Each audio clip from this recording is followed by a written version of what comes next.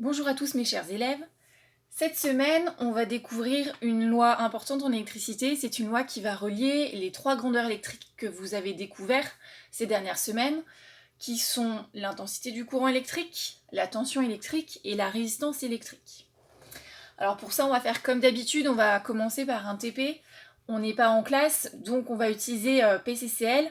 Cette semaine, c'est moi qui fais la manip. Vous n'avez qu'à compléter en fait le tableau de mesure en même temps que vous visualisez la vidéo.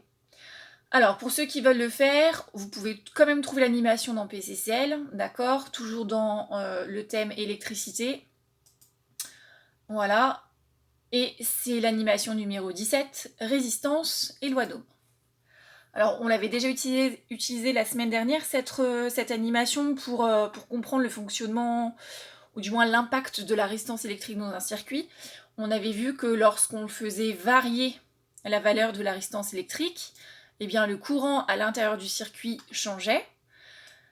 Et ce courant, il diminuait lorsque la valeur de la résistance électrique augmentait. On va voir maintenant s'il y a un lien direct justement entre la résistance et l'intensité. Pour ça, il va falloir passer les premières pages. D'accord, vous les passez sans les faire. Et vous arrivez sur une page où vous avez 4 conducteurs ohmiques. Alors ces petites choses que vous trouvez dans les circuits imprimés, c'est ce qu'on appelle communément des résistances électriques, mais en fait ce sont des conducteurs ohmiques. D'accord ? Si vous voulez faire l'animation, vous allez cliquer sur le premier conducteur ohmique, c'est un conducteur de 47 ohms. Alors je vous apprendrai à le faire, à trouver la valeur avec le code couleur, ou alors avec un ohmmètre. Pour l'instant, on n'en a pas besoin, on va juste cliquer dessus, je veux qu'on avance un petit peu. Voilà. Alors, le circuit de base, il est assez simple. Vous avez ici un conducteur ohmique, d'accord, une résistance électrique, qui est reliée à un générateur. Alors, cette alimentation générateur, elle est un petit peu particulière, étant donné que c'est une alimentation à tension continue réglable. Vous allez pouvoir faire varier la tension électrique du générateur de 0 à 12 volts, d'accord, sans changer la résistance électrique.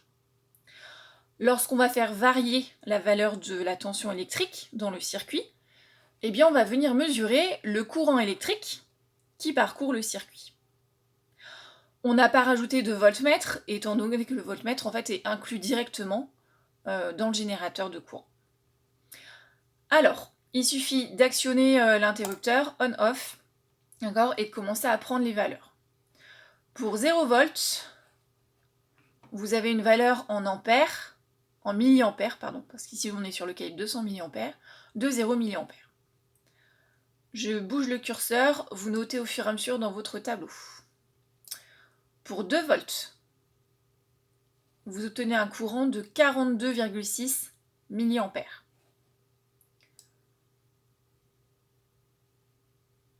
Pour 4 volts, vous obtenez un courant de 85,1 milliampères.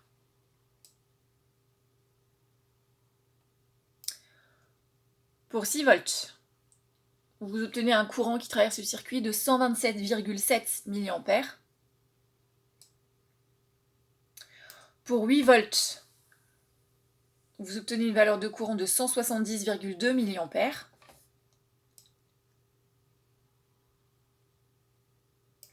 Pour 10 volts, on aura 212,8 milliampères.